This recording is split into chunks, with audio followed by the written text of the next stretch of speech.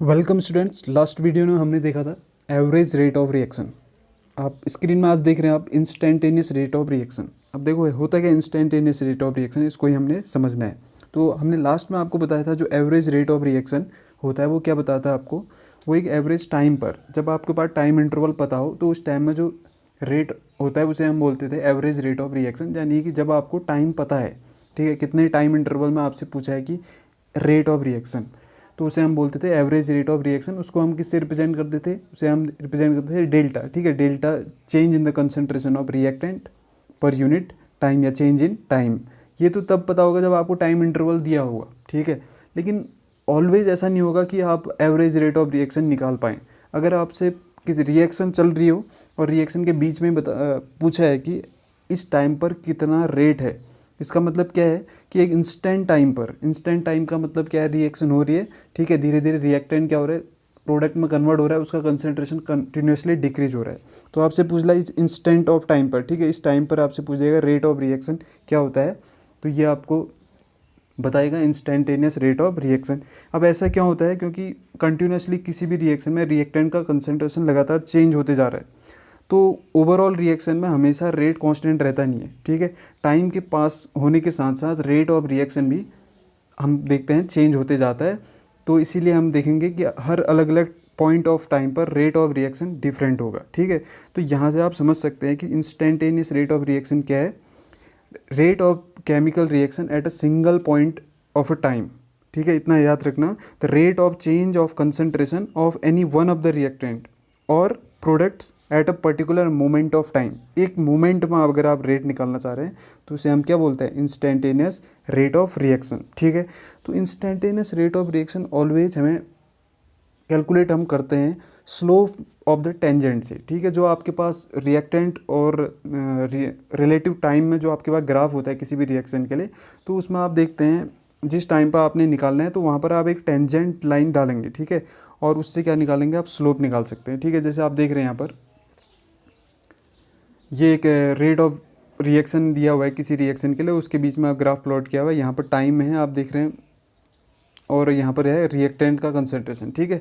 तो अब रिएक्टेंट का कंसंट्रेशन कंटिन्यूसली डिक्रीज हो रहा है, ठीक है। तो आपसे पूछा है इस टाइम पर, ठीक है, यहाँ पर आपसे पूछा है इस टाइम पर आप क्या निकालो, रेट ऑफ रिएक्शन निकालो, ठीक है। तो आप एक क्या कर लेंगे, टेंजेंट यहाँ से डाल लेंगे, ठीक है, टेंजेंट, और टेंजेंट की हेल्प से आप क्या निकालेंगे, यहाँ पर एक प्लॉट निकालेंगे, ठीक है। वो जो प्लॉट होगा वहाँ से आप रेट ऑफ रिएक्शन निकाल सकते हैं, ठीक है। हम दूसरे स्क्रीन से समझते हैं इसको, देखो यहाँ पर है, ठीक है। जैसे यहाँ पर एक क्या है, केमिकल रिएक्शन हो रही है, ठीक है। तो केमिकल रिएक्शन में आप देख रहे हैं इस टाइम से, आप इस टाइम पर आपसे पूछा है रेट ऑफ रिएक्शन क्या है, ठीक है। तो इस पॉइंट ऑफ टाइम पर आप एक क्या डाल रहे हैं, टेंजेंट पास कर रहे हैं, ठीक है। तो टेंजेंट पास किया आपने, तो यहाँ पर से आप क्या निकाल सकते हैं, इसमें स्लोप निकाल सकते हैं, ठीक है। तो स्लोप आप देख रहे हैं क्या है, slope instant rate equal to slope of the tangent, ठीक है। तो एट टाइम टी, तो स्लोप क्या हो जाएगा आपके पास, ये दिख रहा है आपको स्क्रीन में, टाइम टी पर स्लोप क्या है, ओ ए अपॉन ओ बी हो जाएगा, ठीक है।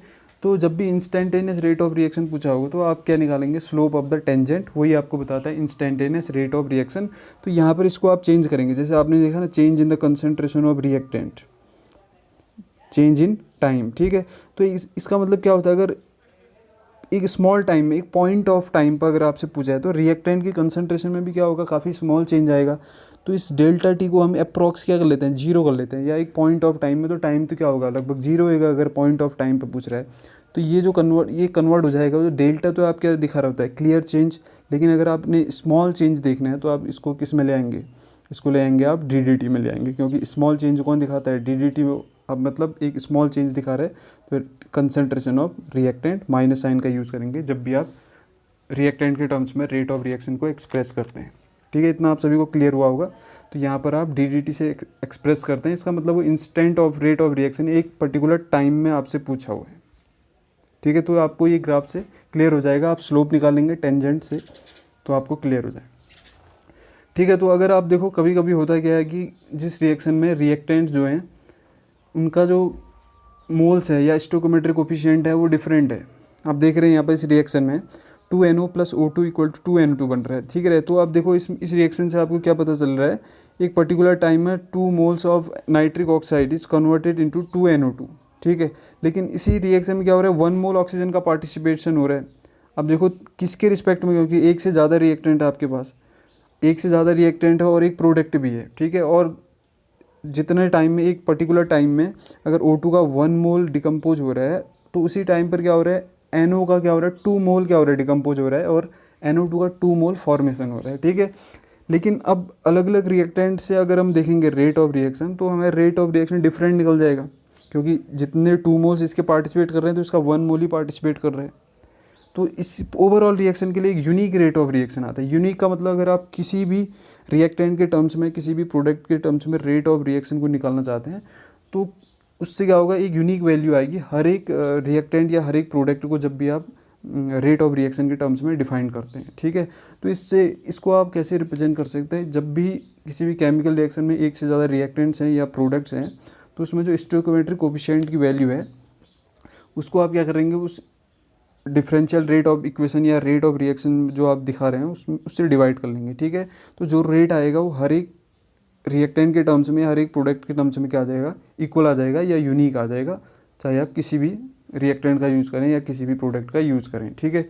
तो आप देख रहे हैं यहाँ पर 2NO है ना, अगर आप, तो हम क्या कर सकते हैं, चलो O2 से स्टार्ट करते हैं। O2 के कंसनट्रेशन में आप देख रहे हैं डिक्रीज हो रहा है, ये रिएक्टेंट है तो क्या है, माइनस साइन का यूज़ हुआ है यहाँ पर। तो change in the concentration of O2, change in time, ये एवरेज है, अभी एवरेज है। एक डिफरेंशियल का भी एग्जांपल बता देंगे हम, सॉरी इंस्टेंटेनियस का। तो अब देख लो NO के टर्म्स में, देखो NO में 2 मोल्स पार्टिसिपेट कर रहे थे, स्टोइकोमेट्रिक कोफिशिएंट क्या था, 2 था, तो इसको क्या कर लेंगे, 1/2 कर लेंगे, ठीक है। तो माइनस साइन का यूज क्योंकि वो रिएक्टेंट है। उसके बाद देखो यहाँ पर अगर आप NO2 के टर्म्स में लेंगे तो NO2 का जो हो रहा है फॉर्मेशन हो रहा है, प्रोडक्ट है, तो माइनस साइन का यूज़ नहीं होगा। लेकिन स्टोइकोमेट्रिक कोफिशिएंट को आप क्या कर लोगे, 1/2 कर लोगे, तो रेट क्या हो जाएगा, किसी की भी टर्म्स में देख रहे हो बीच में इक्वल टू का साइन है, तो इससे क्या आएगा, रेट क्या आएगा, एक यूनिक वैल्यू आएगी, ठीक है। इतना आपको क्लियर हुआ होगा।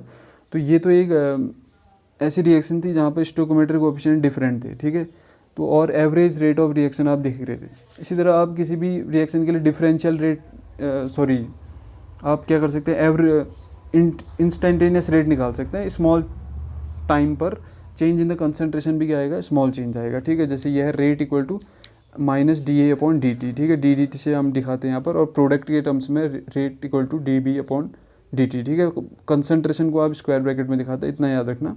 अगर इसके मोल्स में कुछ चेंजेस आ रहे हैं, जैसे अगर ये 2 है, ये 3 है, ठीक है, तो आप इसमें क्या कर लोगे, इसमें 1/2 कर लोगे, ठीक है, यहाँ 1/2 कर लोगे, और यहाँ पर आप क्या कर लोगे, 1/3 कर लोगे, रेट क्या आ जाएगा, यूनिक आ जाएगा, ठीक है। तो इतना सभी को क्लियर हुआ होगा। तो हम अगली वीडियो में मिलते हैं एक नए टॉपिक के साथ, तब तक के लिए जय हिंद।